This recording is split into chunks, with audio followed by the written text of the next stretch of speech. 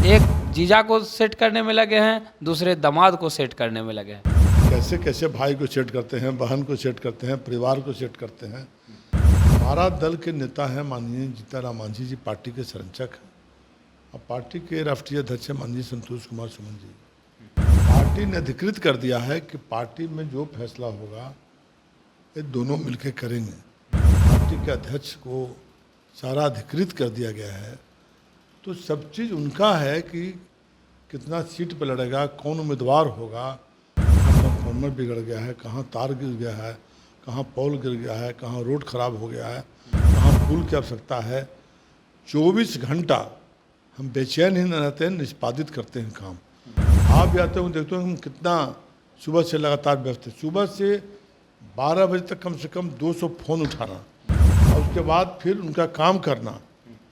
तो एक संज्ञान में मेरा आया कि अस्पताल की स्थिति थोड़ा गड़बड़ाई है। तो ऐसा नहीं है कि हम लोग कुछ जादू की छड़ी चला दिए कि अस्पताल की स्थिति सब ठीक हो जाएगा। नमस्कार, मैं मनीष और आप देख रहे हैं दर्श न्यूज।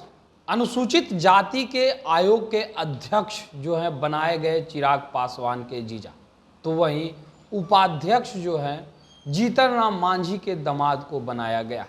तेजस्वी यादव हमलावर हैं और कह रहे हैं कि बेटी दामाद सबको सेट करने में अब लगे हुए। इसी मुद्दे पे बात करेंगे। हमारे साथ मौजूद हैं हम पार्टी के प्रदेश अध्यक्ष सह टिकारी विधायक अनिल कुमार जी। सर, कैसे देखते हैं, एक जीजा को सेट करने में लगे हैं, दूसरे दामाद को सेट करने में लगे हैं, कैसे देख रहे हैं? देखिए, पहले तो अपना सेट देखें कि कैसे कैसे भाई को सेट करते हैं, बहन को सेट करते हैं, परिवार को सेट करते हैं। सारे परिवार उनका सेट है। या आयोग वगैरह में जो सेट नहीं कहा जाएगा, इसको सेट इसलिए नहीं कहा जाएगा कि मृणाल जी जब हम 2005-2 में हम लोजपा में थे प्रधान महासचिव, तो उस समय भी बड़ी कठिन मेहनत और करके पार्टी को मजबूती प्रदान करने में मृणाल जी को हम जानते थे।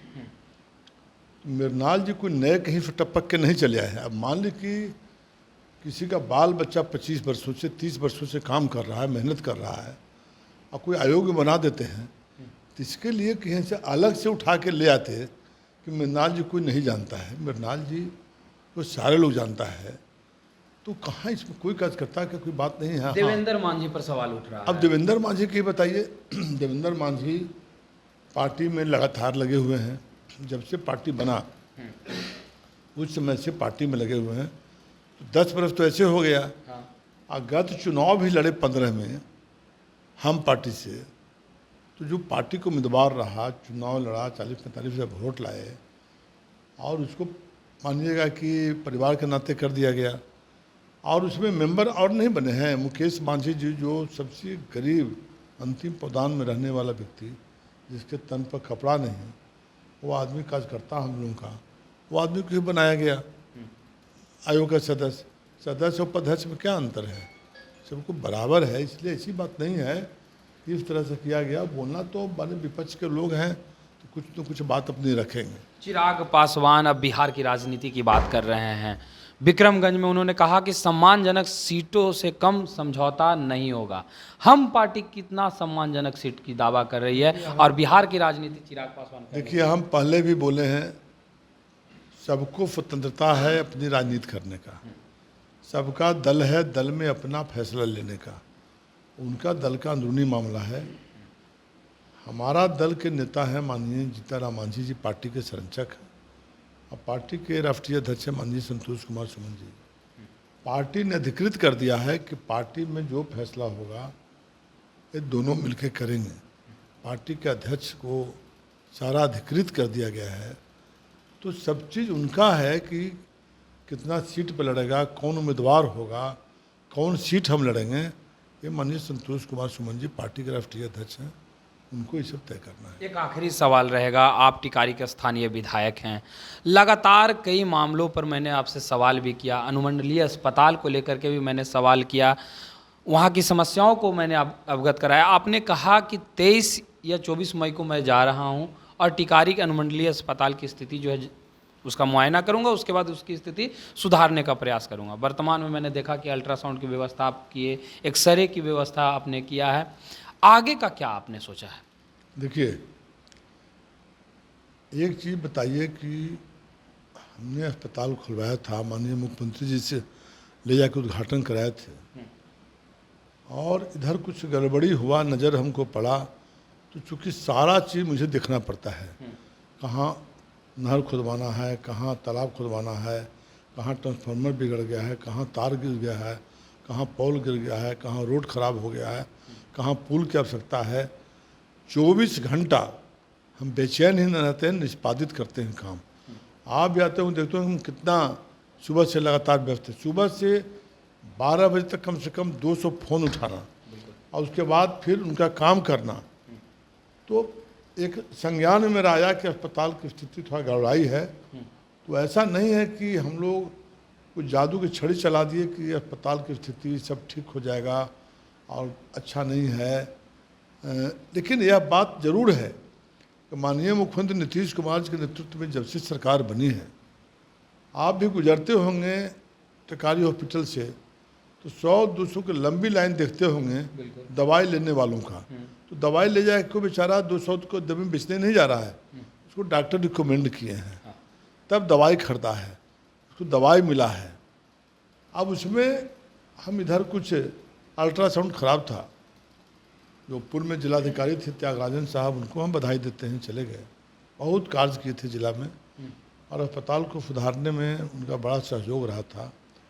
उन्होंने तुरंत, क्योंकि अल्ट्रासाउंड का जो उसके चिन्हित डॉक्टर हैं वो नहीं थे, लेकिन 2 डॉक्टर वहाँ जानते थे, उनको अधिकृत किया गया और अल्ट्रासाउंड चालू हो गया।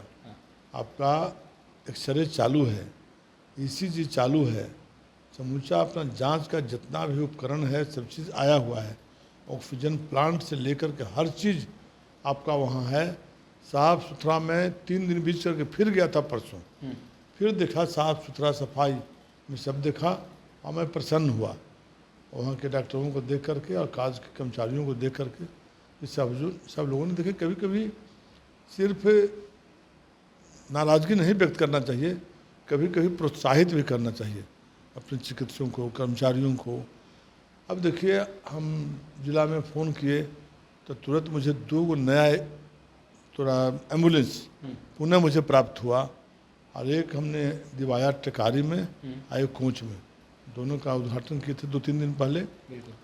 और पहले आज के 2005 के पूर्व मरीज लोग ठेला पर जाते थे। विधानसभा में बोला था, विधानसभा में स्वास्थ्य विभाग के जब बजट था तो मैं भाषण के क्रम में कहा था कि पहले क्या स्थिति थी, अब लोग है तो मांगेंगे, ट्रांसफार्मर जलेगा तो फिर ट्रांसफार्मर मांग करते हैं। पहले निश्चिंत रहते थे कि ट्रांसफार्मर लगना नहीं है, पोल मांगते नहीं थे, तार मांगते नहीं थे, क्योंकि सबकी आवश्यकता नहीं थी। सड़क लोग मांगते नहीं थे, अलकतरा चल जाता था पेट में। तो न कहीं रोड था, न पुल था, न पुलिया था, न कहीं आपका सड़क था, न स्कूल था। स्कूल रहेगा भवन तब न खोजेंगे कि हमारा टीचर कने है, भवने नहीं था। कहीं विद्यालय में कुछ सोचता। आज तो सरकारी प्राइवेट विद्यालय में बच्चे जो आते हैं पानी लेके, उसे बढ़िया बोतल, बैग, सारा चीज़ उनका, खल्ली, चौक, दफ्तर। और हम लोग जब पढ़ते थे तो उस समय विद्यालयों में, आज के 50 साल पहले पढ़ाई होती थी, लेकिन हम लोग ABCD नहीं सीखते थे। ABCD की पढ़ाई 5वां क्लास से होता था। आज देखिए, नए तरह से माननीय मुख्यमंत्री नीतीश जी के नेतृत्व में जो सरकार है, वो देखिए एक पर एक। हम गए आपका स्कूल में तो एक पर एक देखे कि बुक है आपका, जो प्राइवेट स्कूल जो यूज करता है उस तरह से सरकारी विद्यालयों में। तो हर क्षेत्र में हमने विकास किया है, बहुत काम हो रहा है। और चारों ओर देश का प्रधानमंत्री माननीय नरेंद्र मोदी जी, बिहार के मुख्यमंत्री माननीय नीतीश कुमार जी के नेतृत्व में जो सरकार चल रही है वो बहुत ही मजबूत। और हमारे नेता माननीय जीतनराम मांझी जी, माननीय संतोष जी और माननीय चिराग पासवान जी, उपेंद्र कुशवाहा जी, माननीय सम्राट चौधरी जी, विजय सिन्हा जी, इस सारे लोगों की जो नेतृत्व में सरकार चल रही है, उसका भारी जनता का समर्थन है। अब विकास चरम पर है। सड़क की बात की जाए तो आप सड़क का निर्माण भी आपने बहुत कराया, पुल पुलिया का भी निर्माण करवाया, लेकिन एक सड़क अभी भी परसामा से लेकर के जैंतिया का सड़क जो है उसका निर्माण अभी तक नहीं हो पाया है। आपको संज्ञान में अभी भी मैं दे रहा हूं कि वहाँ के लोग काफ़ी परेशान हैं। कहते हैं कि जब बारिश का मौसम आ जाता है तो आने जाने में काफ़ी समस्या का सामना करना पड़ता है। आज़ादी के बाद कोई भी विधायक जो है उस सड़क का निर्माण नहीं करवा पाए हैं। अनिल कुमार जी से उम्मीद है एक बार बात रखिएगा, वहाँ के लोग ये बात कह रहे थे। मैं आपके समक्ष ये बात नहीं रखेंगे, 2-3 दिनों में मैं समझता हूँ कि वहाँ काम प्रारंभ हो जाएगा और ज़्यादा लंबा इंतज़ार करने की जरूरत नहीं है। 3 रोड आपका औलिया बिघाच रोड, परसामा जेतिया रोड और एक रोड जो है आपका खजूरी मठिया। 3 रोड जब हम विधायक नहीं थे उस समय का ही देन है कि ठेकेदार रोड भाग गया, लेकिन 13 बरस हो गया और वो रोड में हमको फिर से रिसाइन करवा के टेंडर निकलवाए। अब काम शुरू होने वाला है। मैं समझता हूँ कि 4-5 दिनों में जेतिया जो रोड बोल रहा है परसामा काम शुरू हो जाएगा। तो ये थे हमारे साथ हम पार्टी के प्रदेश अध्यक्ष सह टिकारी विधायक अनिल कुमार, जिन्होंने तमाम बातें कही कि हम हर एक प्रकार के काम किए हैं, चाहे वो स्वास्थ्य के क्षेत्र में हो या पुल पुलिया के निर्माण के क्षेत्र में हो। सड़कों की बात भी इन्होंने कहा कि किस तरीके से टिकारी विधानसभा में सड़कों का जाल जो है वो बिछा दिए हैं और वो 2-3 सड़कें जो अभी रह गई है वो भी 4-5 दिन के अंदर जो है वो कार्य पूरा हो जाएगा। फिलहाल इस खबर में इतना ही। धन्यवाद।